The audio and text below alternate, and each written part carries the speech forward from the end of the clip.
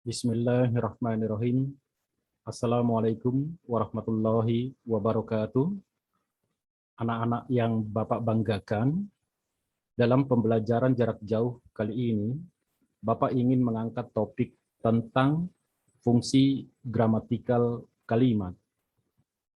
Supaya pembelajaran jarak jauh kita berlangsung secara efektif, Bapak ingin mencoba share screen terlebih dahulu PowerPoint yang sudah Bapak siapkan untuk kalian. Fungsi gramatikal kalimat.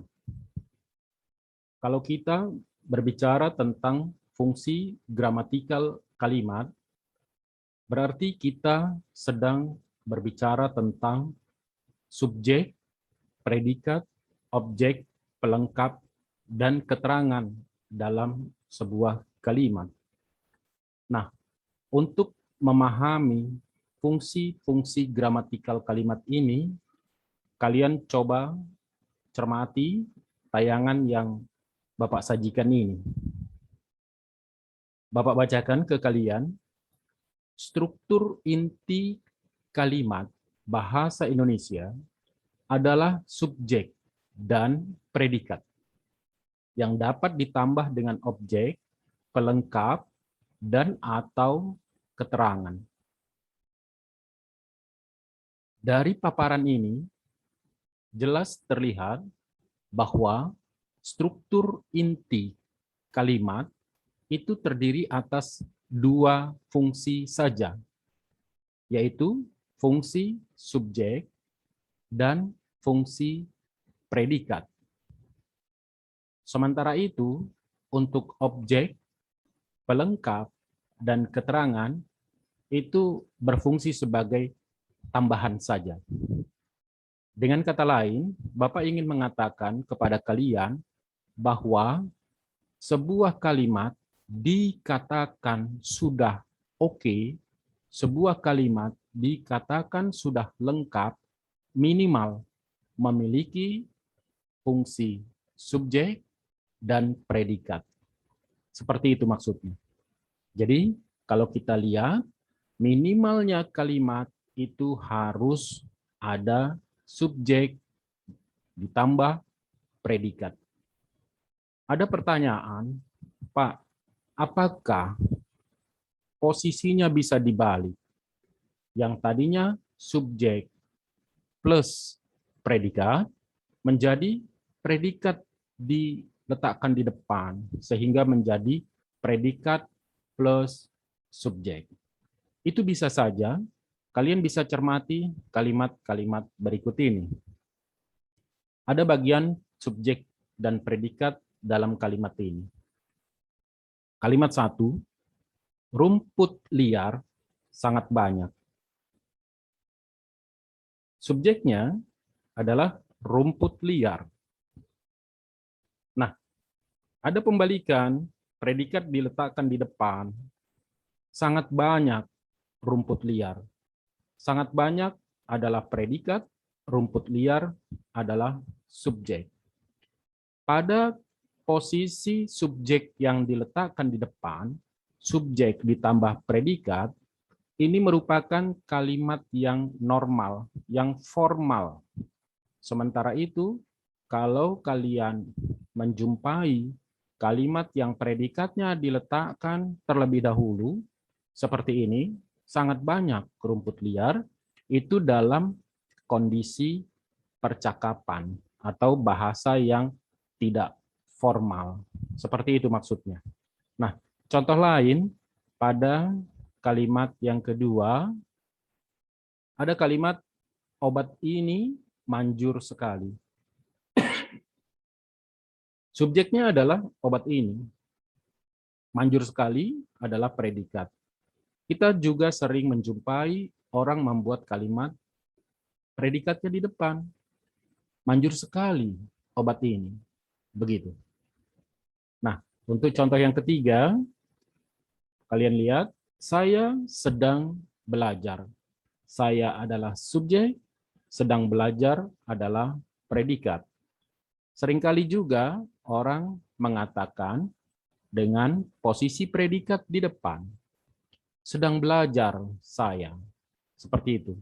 Nah, posisi-posisi predikat yang di depan lalu diikuti oleh subjek, ini biasanya dalam percakapan dan situasinya tidak formal. Seperti itu. Tentang subjek dan predikat. Nah, seperti apa ciri-ciri subjek?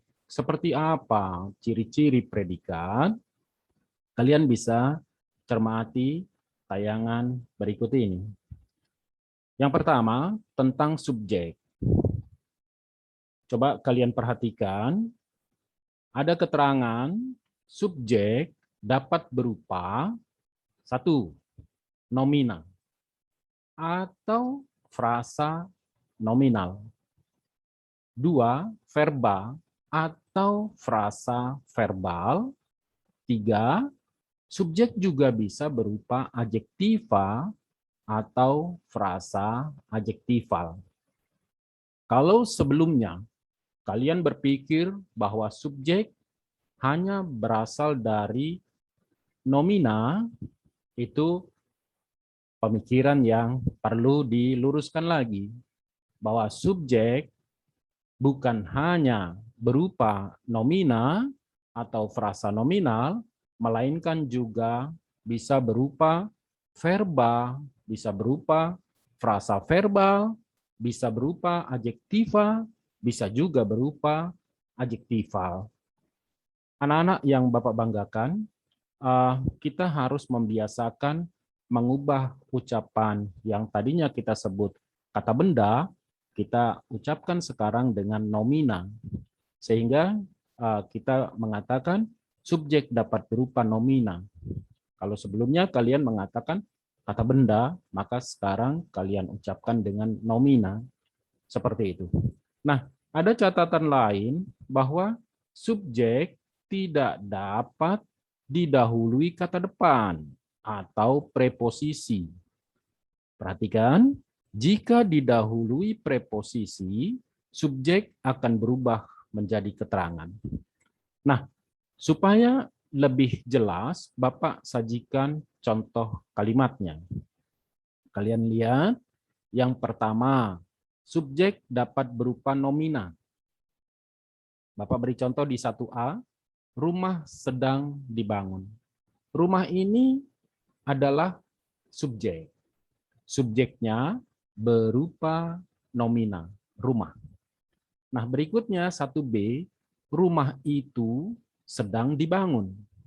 Rumah itu adalah subjek karena terdiri atas lebih dari satu kata, subjeknya lebih dari satu kata. Kata rumah dan kata itu. Kita menyebutnya dengan frasa nominal. Seperti itu. Jadi kalau yang 1A, rumah, satu kata, kita sebut nomina. Sementara itu yang 1B, rumah itu karena lebih dari satu kata, kita menyebutnya frasa nominal. Seperti itu. Berikutnya, contoh subjek yang berupa verba. 2A, membaca, menambah wawasan.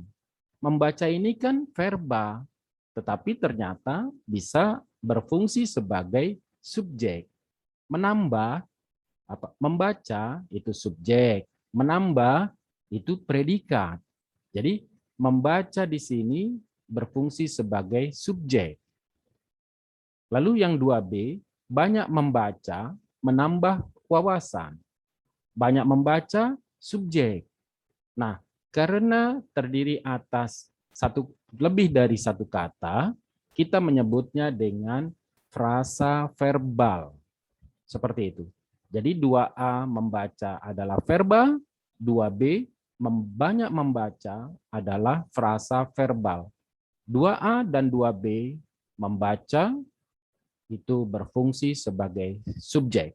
Banyak membaca juga berfungsi sebagai subjek.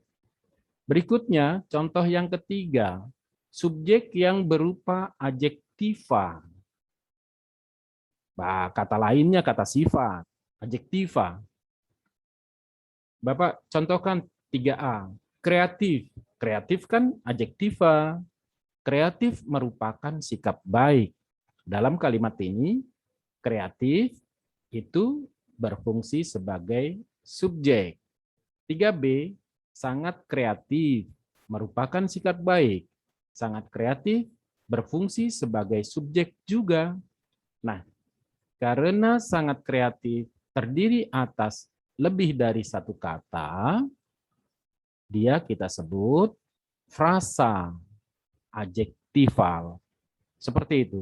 Jadi ternyata dalam kalimat bahasa Indonesia itu subjek bisa berupa nomina, frasa nominal, verba, frasa verbal, dan adjektiva atau frasa adjektival. Seperti itu. Nah, contoh yang berikutnya, kita memberi tambahan preposisi di pada 4A, dari pada 4B, dalam pada 4C. Kita lihat. Asalnya adalah rumah itu sedang dibangun. Kita coba beri tambahan di, menjadi di rumah itu sedang dibangun. Nah, ini diberi keterangan subjek tidak dapat didahului kata depan atau preposisi. Jika didahului preposisi, subjek akan berubah menjadi keterangan. Sehingga di contoh 4A ada kata-kata di rumah itu, maka fungsinya menjadi keterangan. Di rumah itu sedang dibangun. Sedang dibangun kan predikat. Sehingga polanya adalah di rumah itu keterangan, sedang dibangun predikat. Nah, kan nggak ada subjeknya. Jadi tidak ada subjeknya dalam kalimat ini. Sehingga kalimat ini menjadi kalimat yang salah. Berikutnya 4B. Dari membaca, menambah wawasan. Nah, ini juga salah. Subjeknya membaca, ditambah preposisi, menjadi keterangan. Dari membaca, K, keterangan, menambah predikat. Jadi, keterangan plus predikat. Kan tidak menjadi kalimat. Karena seperti pembahasan tadi, kalimat minimalnya adalah SP. Seperti itu. Begitu juga dengan 4C. Dalam ceramahnya menyinggung orang. Ceramahnya adalah predikat. Ceramahnya adalah subjek. Menyinggung predikat. Karena diberi tambahan preposisi dalam ceramahnya, maka dalam ceramahnya berfungsi sebagai keterangan sehingga menjadi kalimat yang salah. Seperti itu penjelasan tentang subjek. Nah, berikutnya Bapak sajikan penjelasan tentang predikat. Sama seperti subjek, predikat juga bisa berupa verba, bisa berupa adjektiva, bisa berupa nomina, sama. Predikat bisa berupa frasa dari verbal, adjektival, maupun nominal. Nah, kalau pada subjek tidak boleh ditambah preposisi, untuk predikat diberi keterangan di sini bahwa bahasa Indonesia mengizinkan predikat berupa frasa preposisional. Jadi lebih dari satu kata. Ada di, ke, atau dari. Jadi frasa preposisionalnya didahului oleh preposisi di, ke, dari. Jadi boleh untuk predikat. Untuk memperjelas, kalian simak kalimat yang Bapak sajikan. 1A, rumah ayah dibangun. Dibangun ini kan predikat, rumah ayah subjek. Dibangun predikat berbentuk verba. Karena verbanya dua kata atau lebih dari satu kata, kita menyebutnya frasa verbal.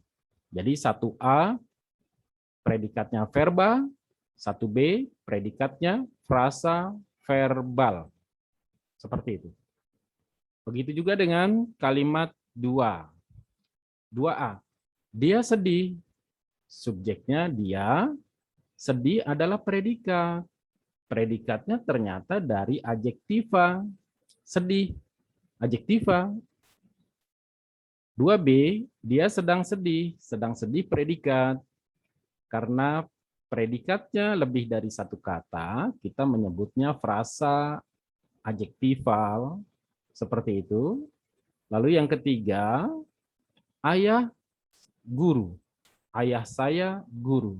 Ayah saya adalah subjek, guru adalah predikat. Lalu yang 3B, ayah saya guru bahasa Indonesia. Guru bahasa Indonesia adalah predikat. Karena predikatnya lebih dari satu kata, guru bahasa Indonesia kan ada 3 kata, lebih dari satu kata, kita menyebutnya dengan frasa nominal. Guru adalah nomina, satu kata, karena lebih dari satu kata, guru bahasa Indonesia frasa nominal. Contoh 1, 2, dan 3, ini contoh-contoh predikat yang berasal dari verba, adjektiva, nomina. Begitu juga dengan frasa verbal, adjektival, dan nominal. Nah, untuk tambahan yang berupa frasa preposisional, ini dalam bahasa lisan, tuturan, atau bahasa yang tidak resmi. Ada kalimat ibu di dapur, ayah ke kantor, kakak dari Bandung. Ini juga kalimat ibu di dapur, ibunya subjek, lalu di dapur adalah predikat. Predikatnya berbentuk frasa preposisional. Ibu di dapur, ayah ke kantor, kakak dari Bandung. Jadi seperti itu. Kalimat yang predikatnya berupa frasa preposisional. Oke, anak-anak yang Bapak banggakan, untuk selanjutnya dalam rangka mengasah kemampuan kalian menganalisis fungsi gramatikal kalimat, Bapak sudah memberikan lembar kerja di bahan ajar yang di dalamnya memuat kalimat-kalimat. Nomor 1 sampai dengan nomor 6, Bapak sajikan kalimat, kalian menentukan fungsi gramatikalnya, mana bagian subjeknya, mana bagian predikatnya. Contoh untuk kalimat nomor 1, kakinya terkilir. Kakinya itu subjek, terkilir itu predikat. Jadi kalian menganalisisnya dengan cara demikian. Kalian mengisi bagian subjeknya mana, lalu bagian predikatnya apa. Kalian isi seperti itu. Nah, untuk contoh yang nomor 2, paman sedang memperbaiki komputer. Kita analisis, contohnya begini. Paman adalah subjek, sedang memperbaiki adalah predikat. Loh, kok komputernya tidak dimasukkan? Oh iya, komputer ini kan bukan subjek, bukan predikat. Komputer ini kan masuknya nanti ke objek. Kita tidak membahas objek pada pembelajaran kali ini. Kita hanya mempelajari subjek predikat. Karena komputer bukan subjek, bukan juga predikat, komputernya tidak kita masukkan. Seperti itu maksudnya. Oke, kalian bisa lanjutkan di nomor 3, 4, 5, dan 6 pada lembar kerja yang sudah Bapak siapkan untuk kalian. Anak-anak yang Bapak banggakan, demikian pembelajaran jarak jauh kali ini.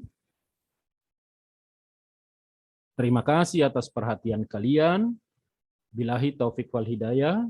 Wassalamualaikum warahmatullahi wabarakatuh.